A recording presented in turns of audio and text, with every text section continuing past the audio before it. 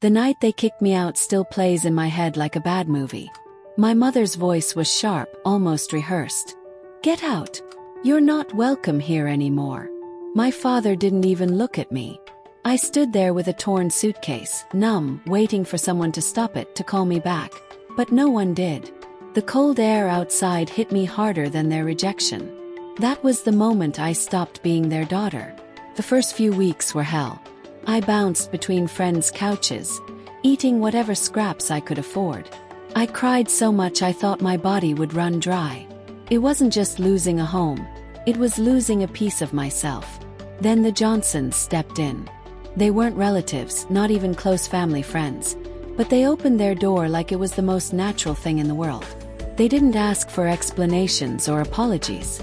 They just set a plate in front of me at dinner and made space at the table. That kindness nearly broke me more than being kicked out. Year 1 was survival mode. I worked anything I could find. Washing dishes, cleaning houses, babysitting until midnight. I was tired all the time, my hands raw, my pride buried. But every paycheck meant I wasn't powerless. I started saving, one crumpled bill at a time. By year 2 I felt a spark again.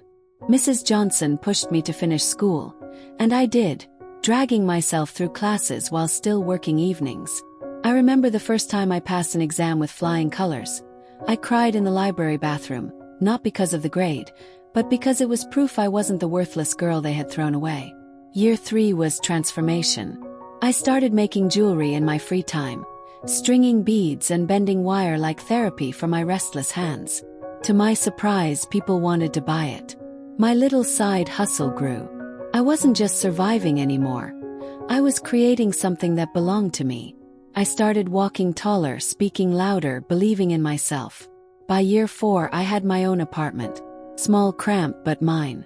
My business had grown online, and I was in college, holding on to dreams I thought had died on the night I was abandoned. The Johnsons were there every step, cheering me on like real parents. They gave me the love my blood family never could. And then came the twist, the phone call. My family wanted to reconnect. They called me their daughter again, like the past had been erased. But I remembered every tear, every night of hunger, every scar they had left. I went to see them, not out of longing, but out of strength. I pulled up in my own car, wearing clothes I bought with money I earned, carrying a life I built from nothing. They smiled, awkward, as if they'd never done me wrong.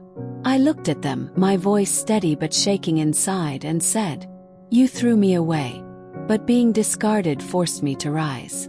I became stronger, harder, better. Not because of you, but in spite of you. And that's something you can never take credit for." Then I stood, thanked them for the lesson, and left. My revenge wasn't in hurting them. It was in showing them they no longer had the power to hurt me at all.